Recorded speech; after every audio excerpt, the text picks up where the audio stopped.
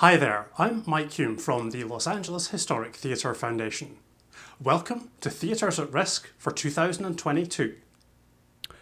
The Los Angeles Historic Theatre Foundation, or LAHTF, has been advocating for historic theatres in Los Angeles County since 1988. Our mission is to preserve, protect, restore, and sustain historic theatres, i.e., those 50 years and older. In 2018, the all-volunteer board of the LAHTF created a theatre watch list to help focus LAHTF's advocacy efforts where it's most needed. Every year, the board of directors re-evaluate the watch list, adding, removing, and reassessing theatres based upon the most up-to-date information. Each theatre is rated independently by individual board members using the same set of well-defined criteria, then individual scores are combined with equal weighting. The process ensures LAHTF's theatre watchlist is rooted in informed fact rather than subjective opinion. Unfortunately, the watchlist has grown longer this year, meaning more theatres are at risk in Los Angeles County than there were in 2021. However, we've also had some removals from the watch list, and happily for this year, those removals were due to theatres coming back into use. We'll talk about those later. For now, and in alphabetical order, here are Los Angeles County's top 11 theatres at risk for 2022. The Alex Theatre in Glendale opened in 1925, originally called the Alexander Theatre. The auditorium is designed in an atmospheric style, affording the impression of sitting outdoors under the twilight sky watching a performance al fresco. The theatre features an open forecourt in front of the theatre entrance. This courtyard lobby feature was generally only seen in Southern California with its agreeable climate, and other examples include the Pasadena Playhouse and the Egyptian and Chinese theatres in Hollywood. In 1940, noted master architect S. Charles Lee was brought in to make the theatre more noticeable from the street. Lee designed a new marquee, a 100-foot-tall illuminated tower, a neon spire capped with a neon Sputnik sphere. It was at this time the theatre's name was officially changed to the Alex Theatre. In 1992, the Alex closed as a movie theatre. Following a $6.5 million renovation, the Alex reopened as a performing arts and entertainment centre in 1993. The theatre was listed on the National Register of Historic Places in 1996. In 2013, backstage facilities were drastically improved with a 6,600 square foot expansion. For many years, the Alex was under the management of Glendale Arts, a 501c3 non-profit organisation. After a lengthy, protracted, and at times bitter process, in October 2021, the City of Glendale appointed SES Entertainment Partners to run the theatre. Since SES took over management at the theatre, there have been minimal events. The theatre has mostly been closed. We understand that some renovation work has taken place, but we're unclear on the details. The city-owned Alex Theatre building is not at risk of demolition. However, LAHTF remains watchful with concern for the upkeep of the historic theatre and the need to keep it activated with events. The Avalon Theatre is located in the island community of Avalon on Catalina Island, roughly 25 miles offshore from the mainland. The theatre was built by the Wrigley family of chewing gum fame and is still owned by them. It opened in May 1929 and was designed by architects Sumner Spalding and Walter Weber. Spalding also designed the Harold Lloyd estate called Greenacres and the Malaga Cove Plaza in Palos Verdes Estates. The auditorium's stunning wall murals were designed by John Beckman and represent man unfettered amid a boundless nature. Beckman also worked on murals at the Fox Theatre in Fullerton and Grauman's Chinese Theatre in Hollywood. At the end of 2019, regular movie operations ceased at the Avalon.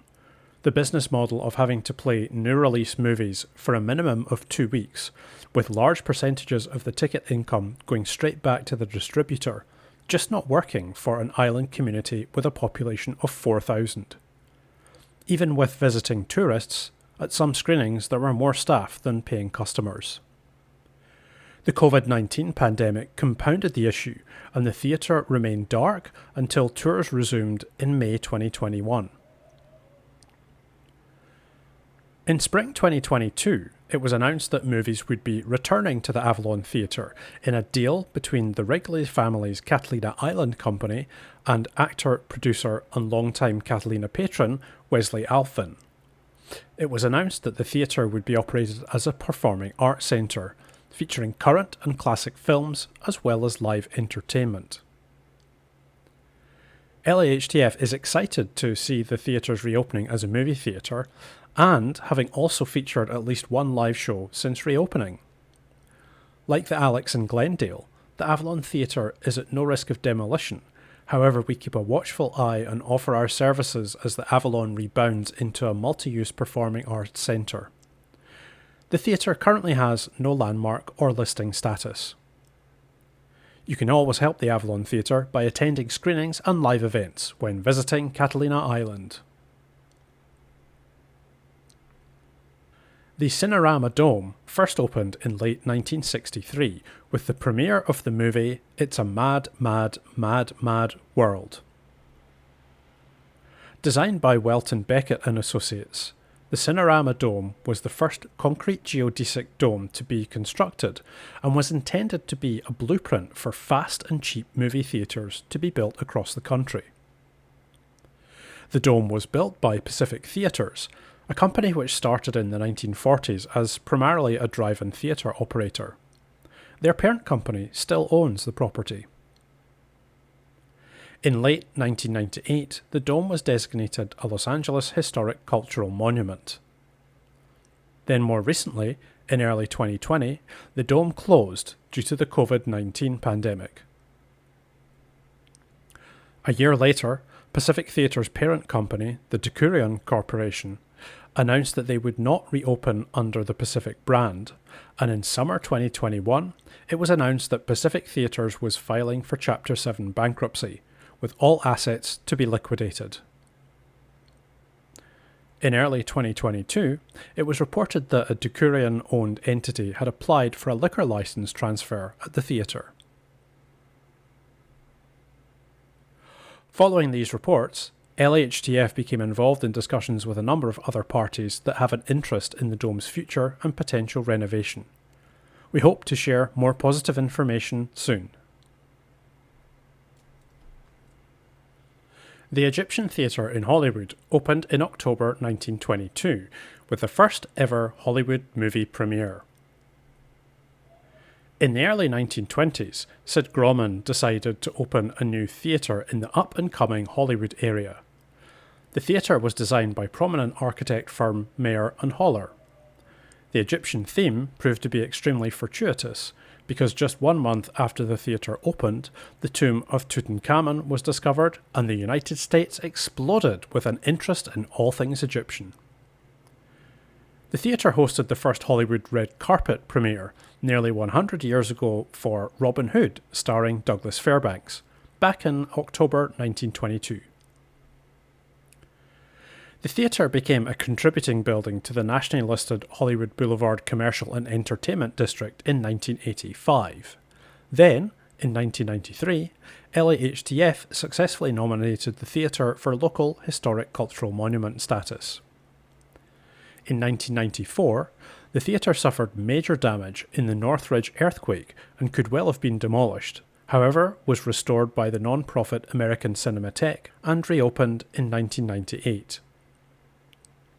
In 2020, streaming giant Netflix announced they would acquire the theatre, keep programming slots available for the American Cinematheque, and restore the Egyptian back to its 1920s roots. LAHTF has been in discussions with the Netflix project team since late 2020 and spoke at the LA City Cultural Heritage Commission meeting in January 2021, where Netflix's plans for the theatre were announced. The Egyptian Theatre is not at risk of being demolished. However, as the home of the first ever Hollywood movie premiere, and one of the few examples of Egyptian revival theatre designs across the country, LAHTF is keen to ensure Netflix's restoration balances modern requirements with respecting the heritage of the building and all that it represents. While we are supportive of many aspects of Netflix's restoration plans, LAHTF does have some concerns on areas which we've discussed with the project team. The city's Cultural Heritage Commission picked up on some of our points, and Netflix has promised to meet again with both ourselves and the city to discuss the project further. However, to date, no such meeting has taken place. Whereas the Egyptian will clearly not be ready to open for its centenary in October 2022, we do hope that work will be completed soon, with the theatre opening sometime in 2023.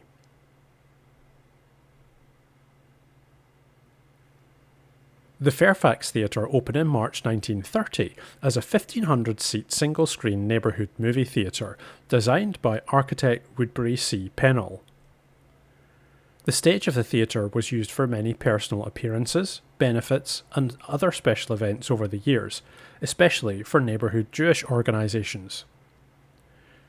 The theatre passed through the hands of many operators. The most recent was Laemmle Theatres, who took over the theatre in 2001 and renovated it.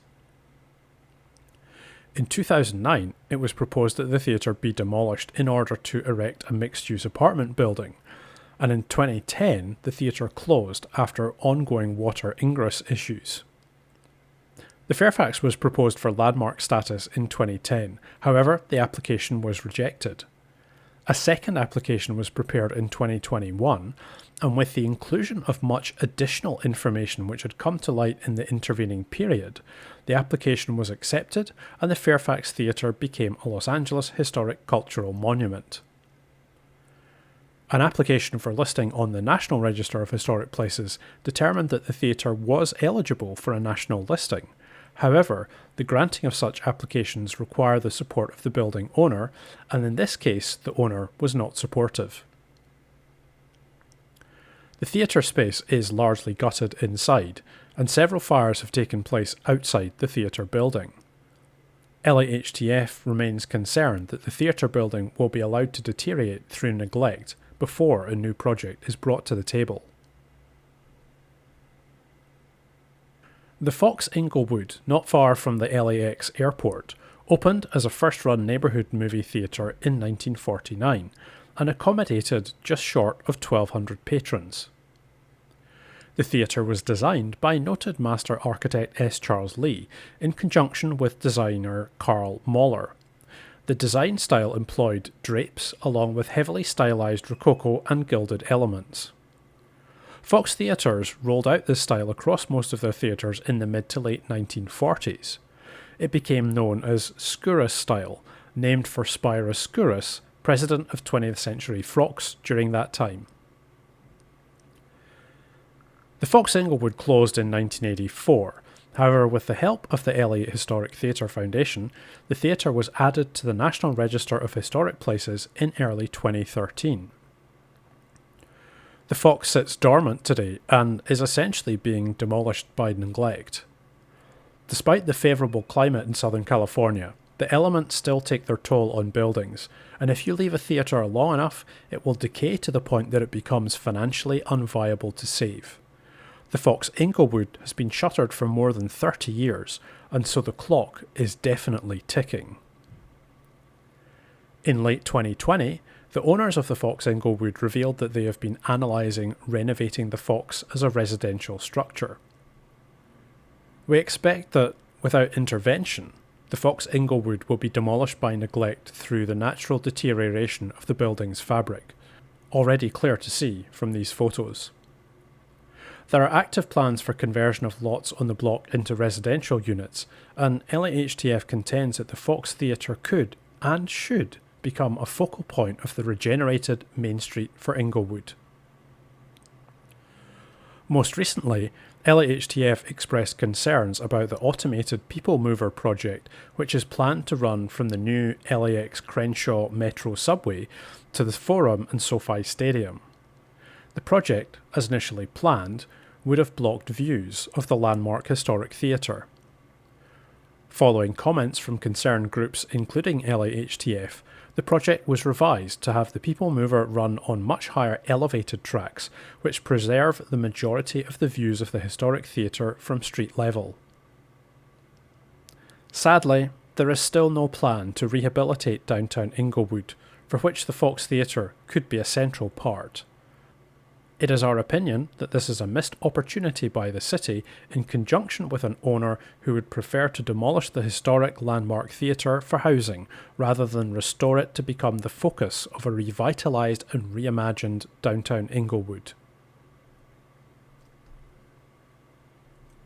The Grand Theatre is a sleeping beauty hidden in plain sight, sitting on the north edge of the Los Angeles Trade Tech College campus just south of downtown Los Angeles.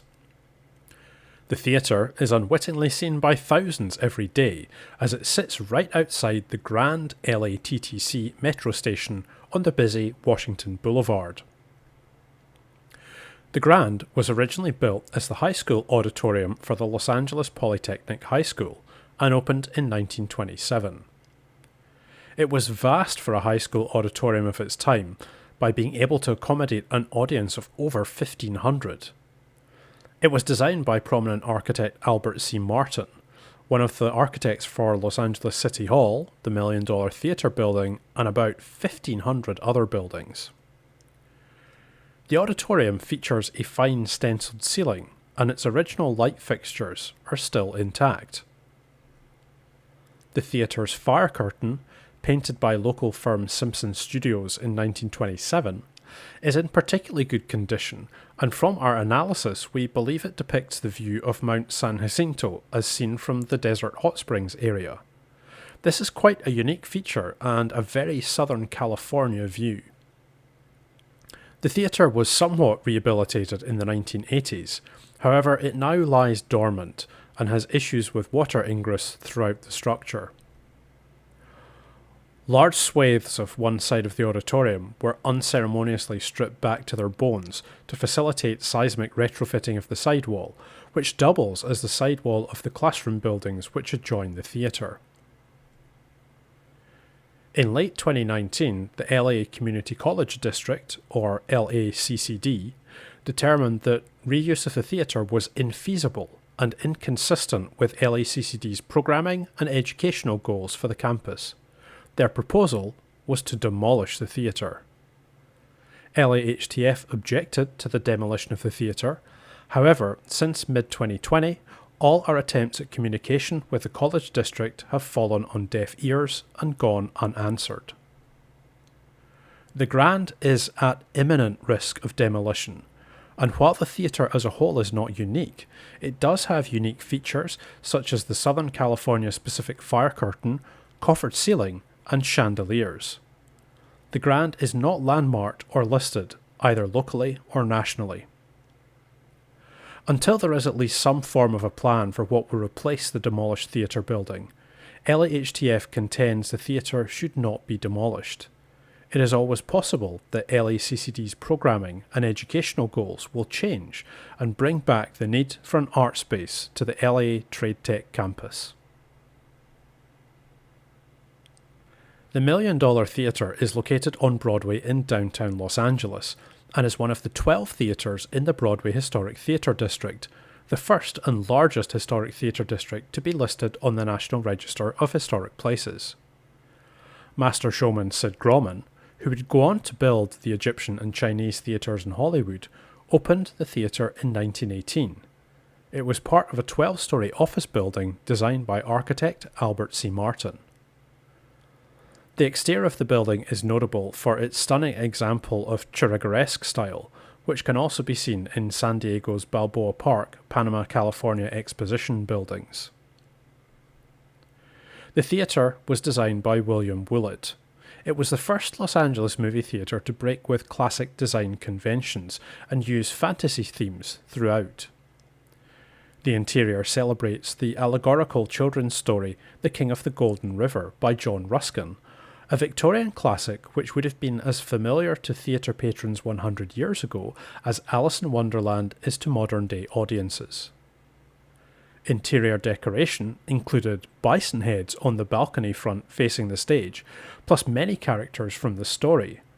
The centrepiece above the proscenium represents a character called Esquire, a fantasy-winged female towering over proceedings. By 1950, the theatre adopted a policy of exclusively entertaining Spanish-speaking audiences, and that sustained the theatre until it eventually closed in 1993, to then be leased by a church for 5 years. The theatre then lay dormant for a while until it was leased by a former nightclub operator and opened for special events, concerts, and movie screenings starting in 2008. In 2017, the theatre, its containing building, and Grand Central Market next door were sold to Beverly Hills investor Adam Daneshkar's investment company Langdon Street Capital, who 2 years later applied to nominate the theatre for LA City Historic Cultural Monument status.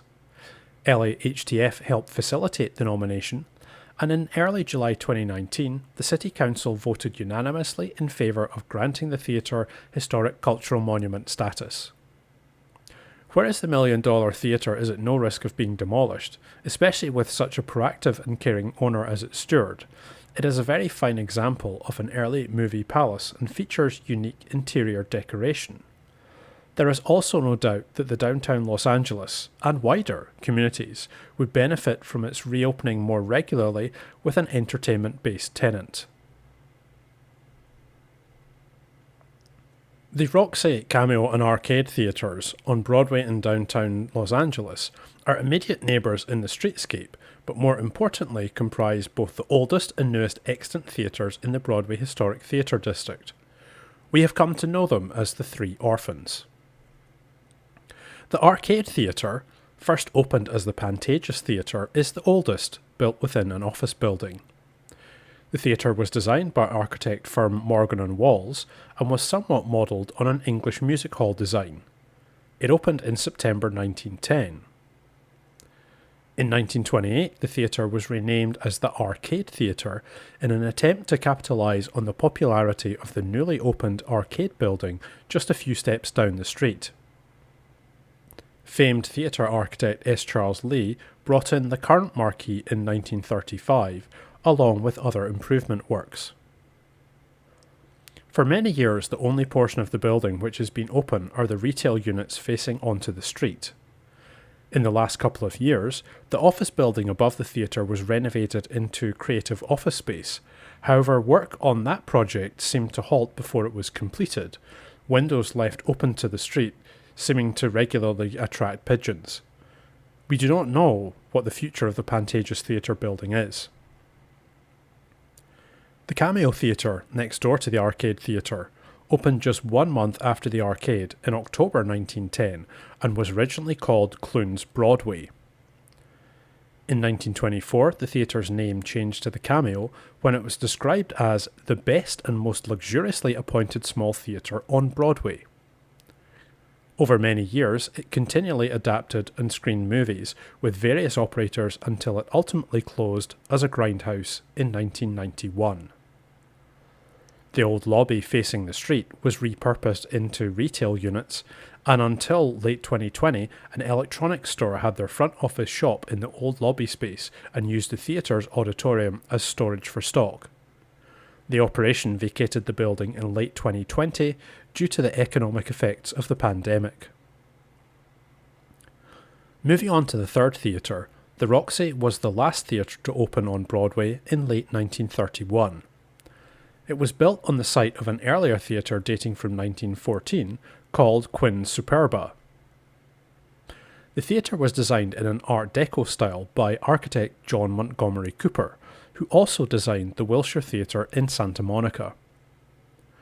Like its two neighbouring sister theatres on Broadway, the quality of the Roxy's movie exhibition product gradually faded over the years, and it closed in 1989, just a year or two prior to its sisters. In 1995, the Roxy's lobby space was split and converted into retail units facing onto Broadway. The theatre has been used for the occasional movie shoot, such as Foxcatcher in 2014, but has otherwise remained closed. The Roxy, Cameo and Arcade theatres have all been under the same ownership since the 1990s. Over the years, there have been various proposals for reactivation of some or all of the theatres, including a single live entertainment venue, restaurant spaces, or a small multiplex of cinemas. However, a good solution with solid financial backing is yet to present itself. LAHTF believes that these three theatres are our most at-risk theatres on Broadway, and given they account for fully 1/4 of the theatres in the National Register of Historic Places Broadway Historic Theatre District, their significance and contribution to the nation's historic record is beyond question. LAHTF successfully nominated all three theatres individually as Los Angeles Historic Cultural Monuments in 1991, to complement their place on the National Register of Historic Places, which was established in 1978. We strongly believe that the Roxy, Cameo and Arcade theatres have the potential to push a mid-Broadway reactivation further forward, bringing more attention from the busier bookends of the district to this quieter, yet storied and important, section of the Broadway streetscape. The Warner Hollywood is another theatre hidden in plain sight, taking up half a city block in the middle of busy Hollywood Boulevard. The 2,800-seat theatre opened in April 1928 and has about 100 more seats than the Pantages Theatre just down the street. It's well known that Carol Burnett worked as an usher at the theatre, and she cites her time at the Hollywood Warner for sparking her interest in getting into the entertainment industry. In 1978, the auditorium was split into 3 individual and smaller auditoria, 2 upstairs and a main auditorium downstairs. In addition to screening movies, the theatre has had a few uses since the 1970s.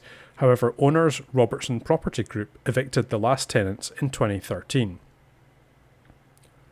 Over the years, there have been rumours that the construction of the Metro Red Line subway and the Northridge earthquake caused flooding and structural damage to the property in the mid-1990s. Site visits as recently as 2017 have demonstrated no flooding issues or major structural damage.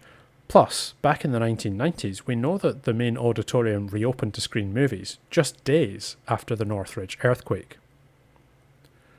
Starting in 2014, LAHTF spent 3 years meeting with Robertson Properties Group, city representatives, and other concerned organisations such as Hollywood Heritage and the Los Angeles Conservancy on ways the theatre might be brought back into use.